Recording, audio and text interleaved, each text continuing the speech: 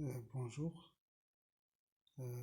اليوم غادي نبداو اول سيكسيون في الموديول جيستيون دو لا ريلاسيون كليون ديال البكالوريا بروفيسيونيل.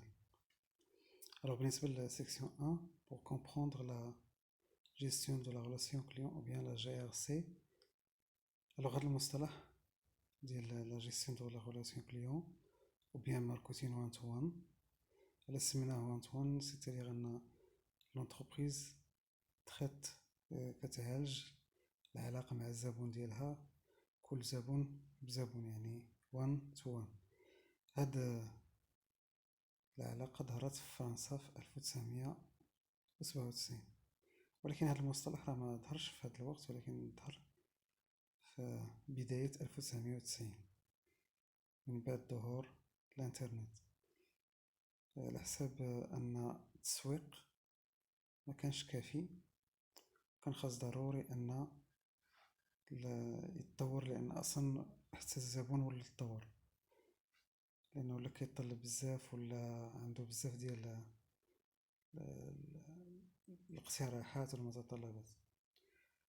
وعلى حساب هاد الصورة المنافساتية اللي كاينة في السوق ولا المقاولات، مفروض عليها انها تطور من لا غولاسيون مع الزبناء ديالها. La définition ديال CRM. Alors, la GRC par définition est une approche globale visant à apporter la bonne réponse aux attentes du client ou du prospect au bon moment à travers le bon canal et au bon niveau de coût. يعني أن هي واحد المقاربة عامة اللي كتطمح لإجابة جيدة لمتطلبات الزبناء، أو اللي بغاو يشريو. ما غاديش يكون دي كليون، ولكن يقدروا يشريو قبل ما يكون ان كليون. كان هو ان بروسبي في ثلاثه الحالات: كاين بروسبي شو، كاين بروسبي تياد، وكاين بروسبي فخوا. البروسبي فخوا هو الاول، عاد كيتبع بروسبي تياد، عاد بروسبي شو. في الوقت الملائم وعن طريق الطريقه الملائمه، يعني واش في انترنت ولا مباشره ولا، وفي الثمن المناسب. La gestion de la relation client vise à proposer des solutions technologiques permettant de renforcer la communication entre l'entreprise et ses clients afin d'améliorer la relation avec la clientèle en automatisant les différentes composantes de la relation client. Et أن la gestion هاد السير هذا ديال العلاقة مع الزبناء خاصو يقترح مجموعة ديال الحلول التكنولوجية اللي كتعطيك حل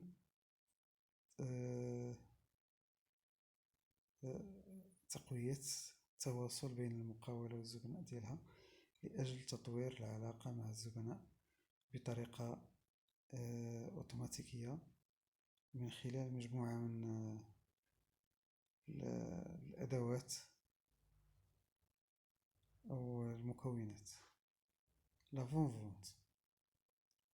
Il s'agit du marketing consistant à étudier le marché, c'est-à-dire les besoins des clients et à des marchés, les prospects. L'analyse des informations collectées sur le client permet à l'entreprise de revoir sa gamme de produits afin de répondre plus précisément à ses attentes. ما قبل البيع، هنا كنهضروا على التسويق اللي كيعتمد على دراسة السوق، يعني دراسة الحاجيات ديال الزبناء، والتسويق لهذوك الثلاثة اللي هضرنا عليهم. التحليل ديال المعلومات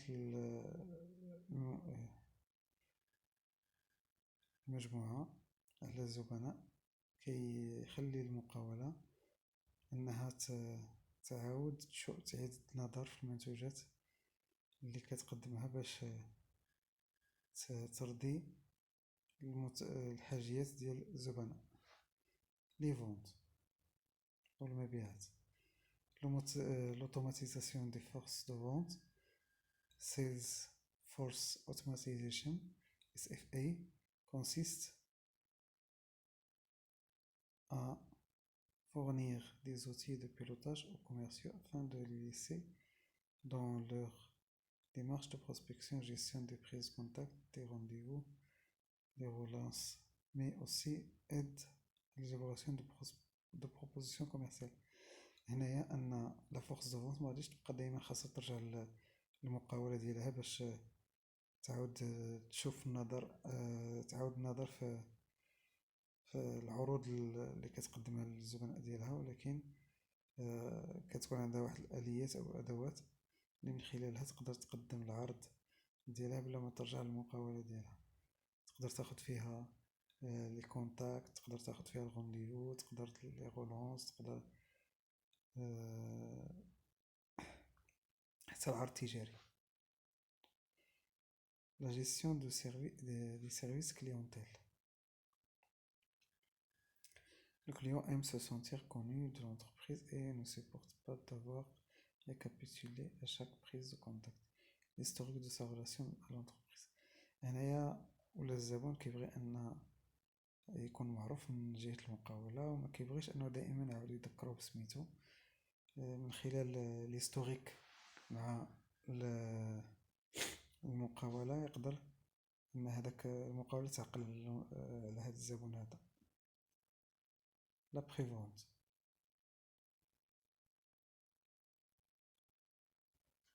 ولا خدمة ما بعد البيع، كتركز على واحد المساعدة ديال الزبناء،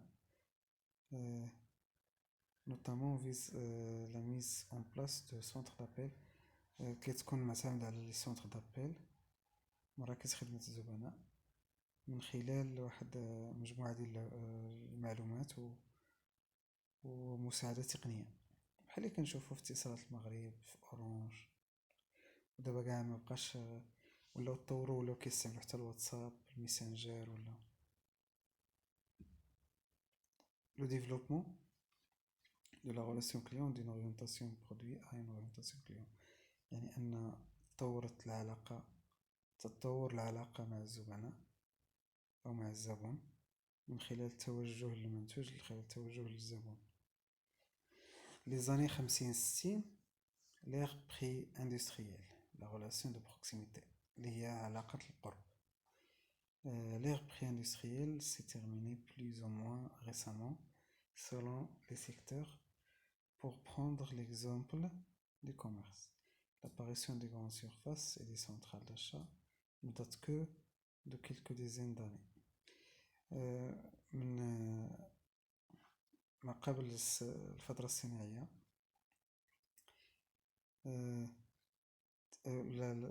ما قبل الفترة الصناعية لا سالات مؤخرا في مجموعة ديال القطاعات، كمثل قطاع التجارة، ظهور المساحات التجارية بحال GMS و GSS و لي سونترال داشا ne date que de quelques dizaines d'années، يعني غير مؤخرا في شي ما غاديش تكون فايتة نص قرن تقريبا. Auparavant, le commerce à destination du grand public était avant tout fondé sur un modèle de valeur de proximité. التجارة اللي هي موجهة للعموم كانت كتعتمد على واحد النمط اللي هو كيركز على علاقة القرب. de fonds de commerce à taille humaine et de relations personnelles، كان كيعتمد على العلاقة ديال القرابة، وعلاقة ديال ان هذاك البائع كيكون هو اللي كيتدخل في العلاقة مع الزبناء. في السنوات 60 construction et couche marketing, c'est la période de production de masse. Il faut proposer des produits aux consommateurs pour répondre à une demande explosive.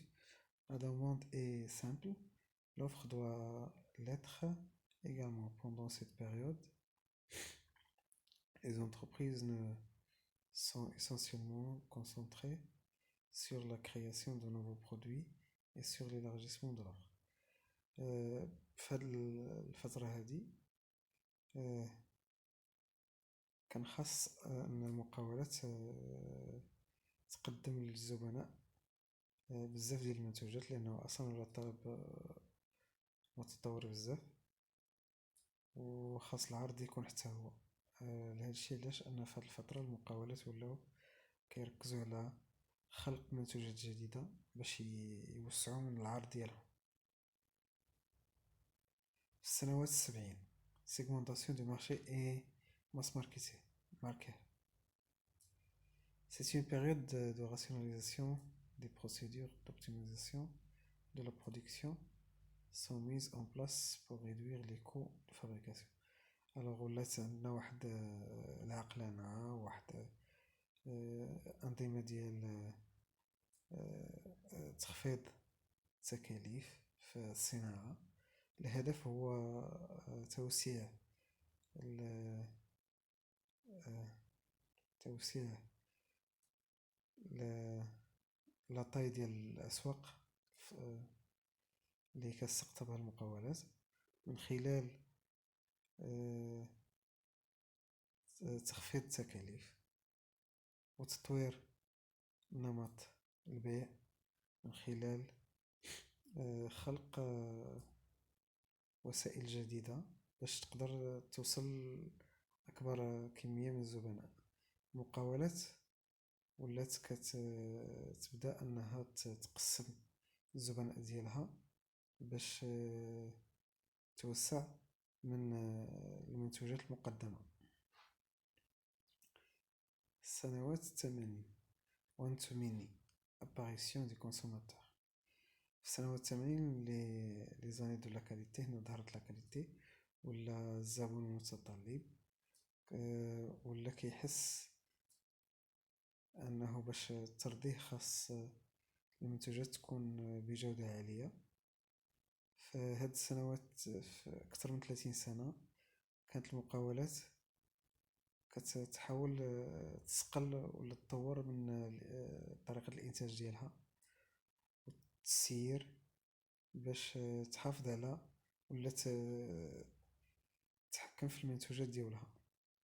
في هاد نفس الفترة ومع التطور ديال التقنيات اللي كاينة والمقاربات اللي كيعتمد عليها الزبناء، ولات الفترة شوية صناعية أكثر. السنوات 90 توجه للزبون ولا هو وان تو سام. في بداية السنوات 90 السوق عرف مجموعة ديال الطفرات مع تطور التسويق، وهذا الشيء خلى المقاولات انها دوز من واحد التوجه ديال المنتوج لواحد التوجه ديال الزبناء.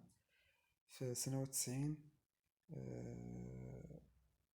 تميزات ببداية فترة ولا عصر الزبون.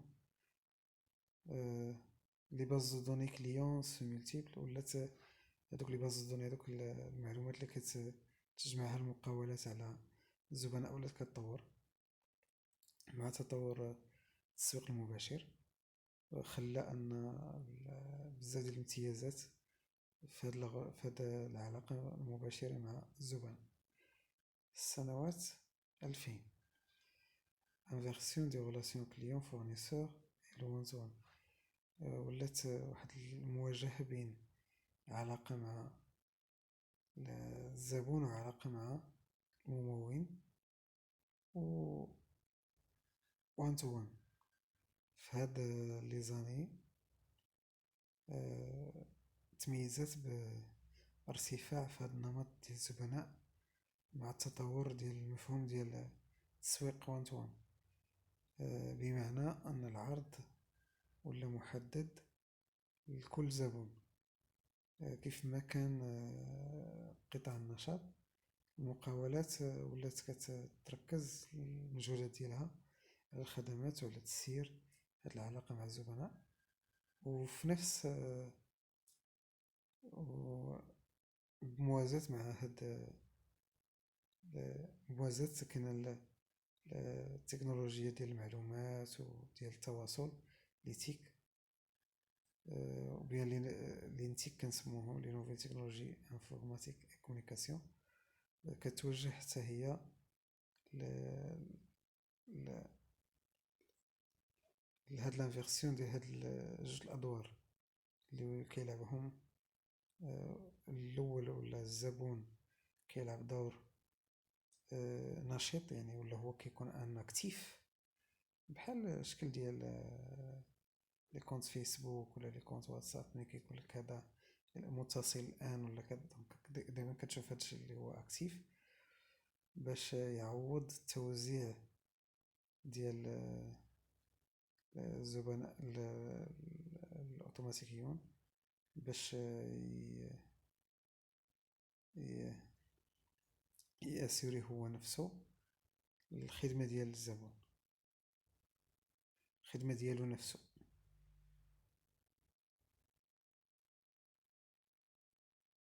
Le marketing relationnel et le GRC.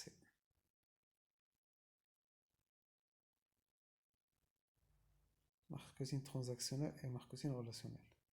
alors هنا كاين جوج ديال الانواع ديال الماركتين واللي هما شويه متعارضين او متقاربين في نفس الشيء. الماركتين relationnel tire ses racines des différents domaines du marketing et de la gestion، يعني ان هذا الريلاسيونيل كيعتمد على التسويق والتسيير.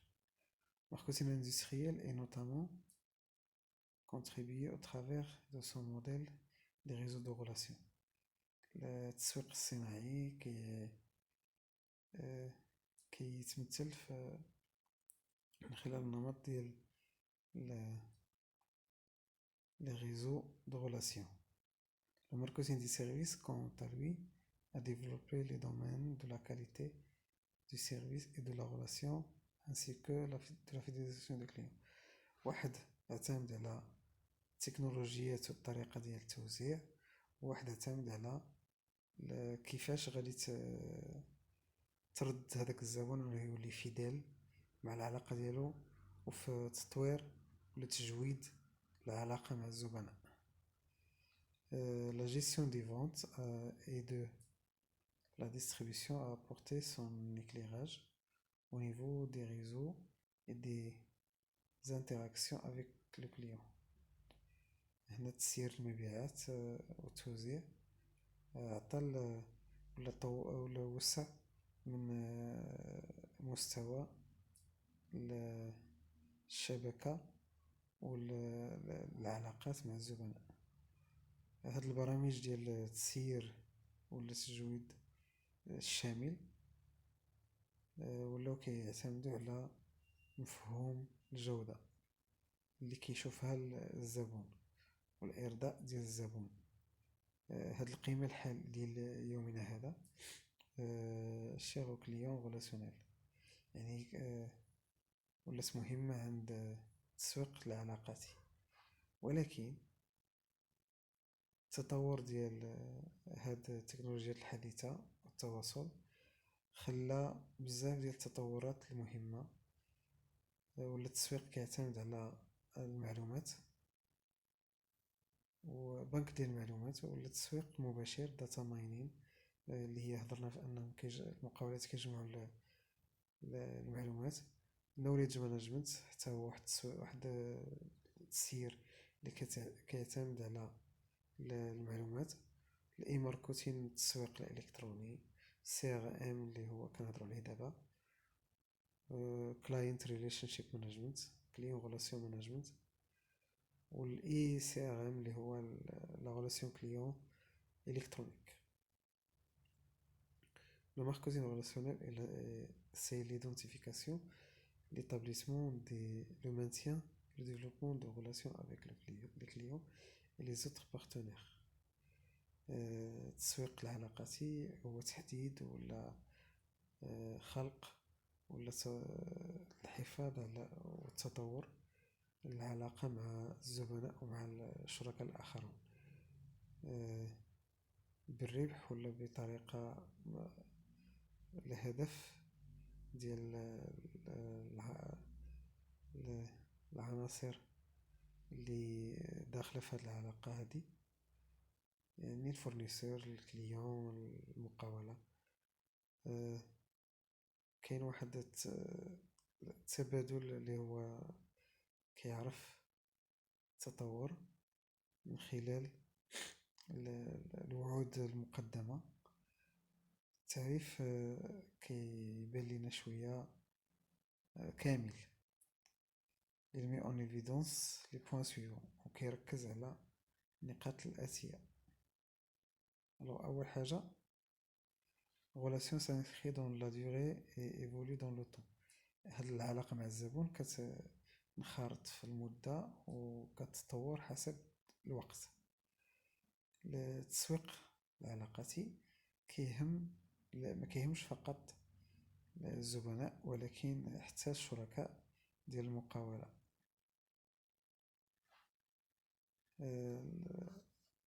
مختلف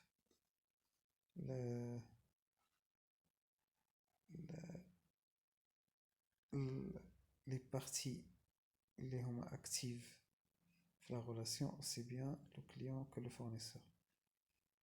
يعني المختلف العناصر اللي هي نشطة في هذه العلاقة كيف ما الزبون كيف ما الممول. العلاقة هي خاص تكون ربحية لكل الأطراف بحضور relation gagnant gagnant. يعني غيكون فورنيسور غانيون غيكون كليون غانيون وحتى لونتربريز غانيون. الهدف الأساسي في التسويق العلاقاتي هي عقلنة الفعالية التجارية ديال المقاولة من خلال تطوير العلاقة اللي هي ضيقة مع كل زبون مهم. هاد العلاقة كتركز على معلومات على معرفة جيدة على الزبون وإرضاء الحاجيات والمتطلبات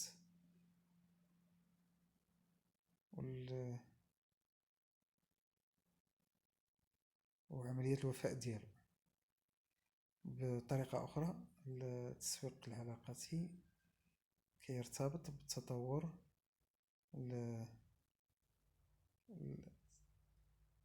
القطع اللي كيعطي الزبون من اكتشاف حصص الأسواق وتطور حصص مع الزبناء. هاد الحصص مع الزبناء المقاولة كتقلب على ولا كتبحث أنها تطور حقل اللي كيعطيها الإذن أنها تعطي لهذا الزبون اللي كتعطي الزبون بطريقة فردية. وقبل من هذا العلاقة مع الأسواق ديال الزبناء. التسويق العلاقاتي كيهدف لعقلنة مختلف العلاقات اللي كتخلق المقاولة مع الأسواق الداخلية والسوق مع الممولين والشركاء. السوق مع لي زانفلونسور. هنا كنهضروا على لي بريسكريبتور كنهضروا على توت لي زانفلونسور اللي كتعتمد عليهم المقاولة. وهنا في الانترنت راه ولاو هاد الامور ولا كيعتمد بزاف. الاسواق ولات توظف السوق المرجعي ديالها. Dans cet article, nous attacherons à l'analyse des relations que l'organisation entretient avec ses clients. فهاد المقال هذا غادي نركزوا بزاف على التحليل العلاقة بين المقاولة والزبون ديالها. مفهوم لا غولاسيون هو مرتبط بطريقة ضيقة مع مفهوم شبكات العلاقات. المقاولة العلاقاتية كتطور في لاباز ديال الكليون اللي عندها من الأسواق. هاد العلاقة ولا العناصر ديالها آه، بالعلاقات، كتكون من العلاقات وهي اللي كتكون الشبكة. هاد الشبكة كتعطينا واحد الشراكة، شراكات مع دوك الزبناء، وحتى شراكات مع الأعضاء اللي كيكون عندهم علاقة اللي كيكون عندهم نصيب من هاد العلاقة اللي كاينة بين المقاولة والأسواق اللي هي فيها. استراتيجية التسويق ولات كت كتعتبر الحد المتواصل، يعني أن ترانزاكسيونيل أو غولاسيونيل. ترانزاكسيونيل هنا كنهضرو على حجم المبيعات، وغولاسيونيل هنا كنهضرو على العلاقة مع الزبناء. عندنا هنايا واحد لو طابلو اللي يدير لا كومباريزون بين ماركتين ترانزاكسيونيل وماركتين غولاسيونيل. الوغ بالنسبة للبروسبكتيف دو تيرم، واحد كيعتمد على لو كور تيرم، يعني اون فوا كدير هاد لا ترانزاكسيون مع لو كليون دونك كتسالي، يعني عندك كوموند، عندك بيومون، دونك هذا هو. وماركتين غولاسيونيل كيعتمد على لونغ تيرم، يعني علاقة بعيدة المدى.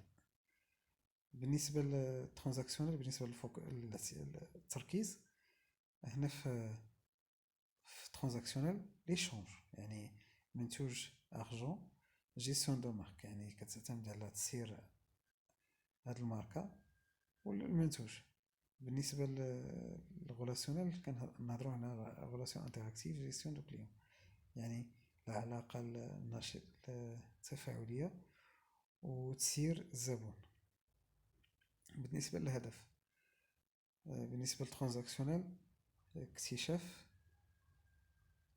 حصة السوق، الاكتشاف وحصة السوق. بالنسبة للغولاسيونيل كيعتمد على برنامج الوفاء وعلى حصة الزبون. الاستراتيجية بالنسبة للترانزاكسيونيل كتعتمد فقط على قيمة أو الثمن. وستاندارديزاسيون يعني كتدير النمطية في العلاقة. بالنسبة لو كليون شنو كيشوف؟ ماركتينغ غولاسيونيل عندنا القيم، كوستوماتيزاسيون يعني خاصك دير شي حاجة خاصة به هو فقط، كيحس انه هو انتريسون. الشراكة، الثقة، واللونجاجمون يعني الانخراط. ماركتير بالنسبة للترانزاكسيونيل كاين لو ديبارتمون ماركتينغ بالنسبة للمقاولة. بالنسبة للغولاسيونيل كاين فول تايم ماركتير، بارت تايم ماركتير، يعني ضروري خاصك يكون عندك شي عملاء اللي كيكونوا وقتهم كامل مع هادوك الزبناء، ولا غير نص وقتهم مع الزبناء. بالنسبة للتواصل في ترانزاكسيونيل كومونيكاسيون دو ماس، يعني كتدير تواصل مع الجماعة كاملة. وبالنسبة للغولاسيونيل كدير كومونيكاسيون بيرسونيل، يعني كتعتمد في علاقة مع هداك الزبون فقط بطريقة شخصية.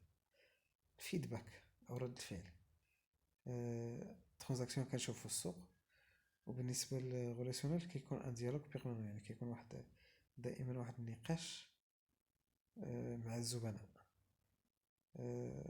لا تاي دو مارشي بالنسبة للترانزاكسيونيل، المارشي دو ماس ولا دو سيكمون، سواء كيكون سوق كامل ولا غير حسب الأشطر ديال الأسواق. وبالنسبة للغولاسيونيل كل كليون كيعتبر أنه سوق بوحدو. La stratégie transactionnelle est caractérisée par une vision à court terme. Chaque échange, يعني juste on récapitule شنو قلنا.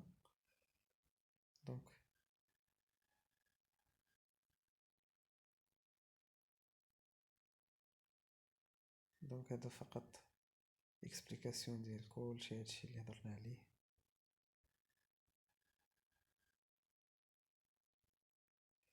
Quelle relation entre GRC et marketing relationnel?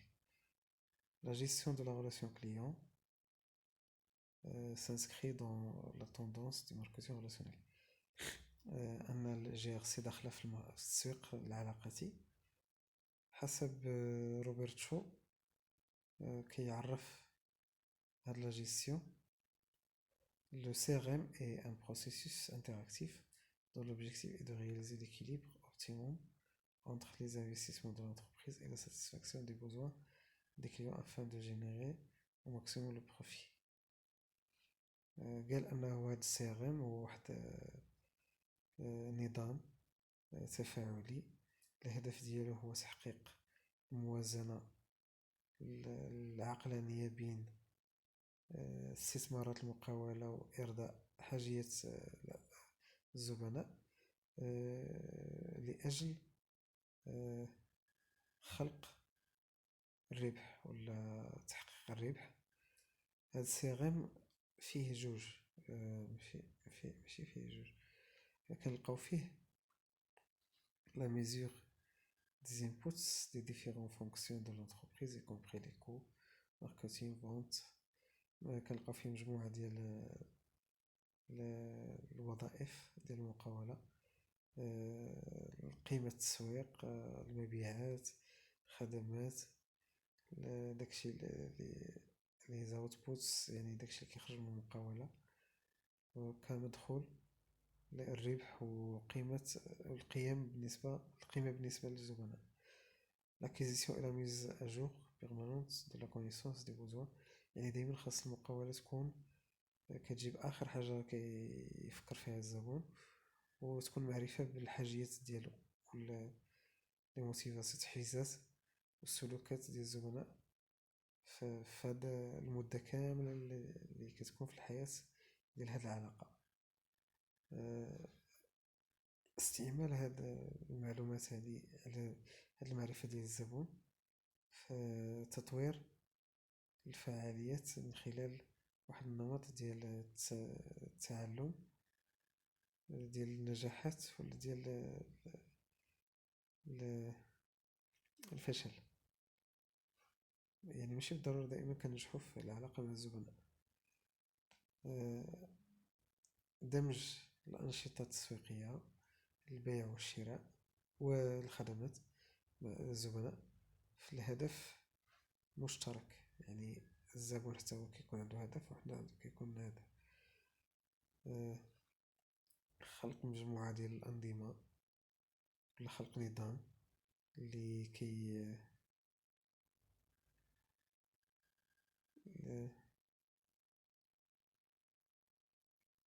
ديال لاكيزيسيون دو كونيسونس كليون، يعني اكتساب معرفة الزبناء ومشاركة القياسات ديال الفعاليات ديال السيرين.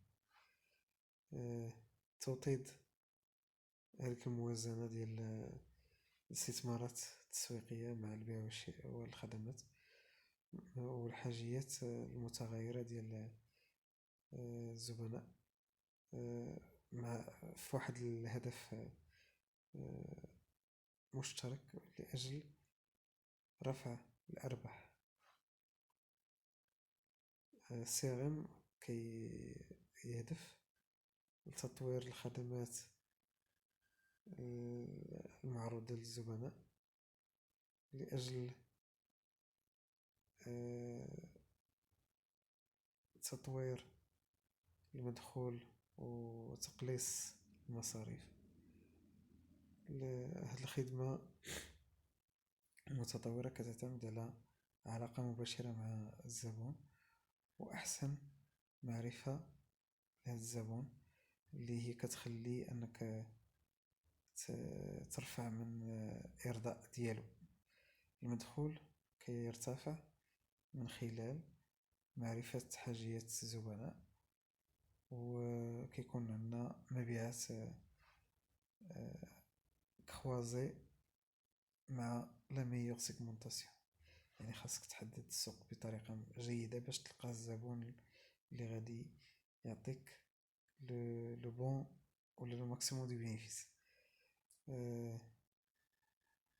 المصاريف كتكون متقلصة وفي هذه العلاقة من خلال استعمال لي ميديا، يعني التلفزيون، لا راديو، الانترنت، لافيشاج، و وخاصها تكون أقل تكلفة.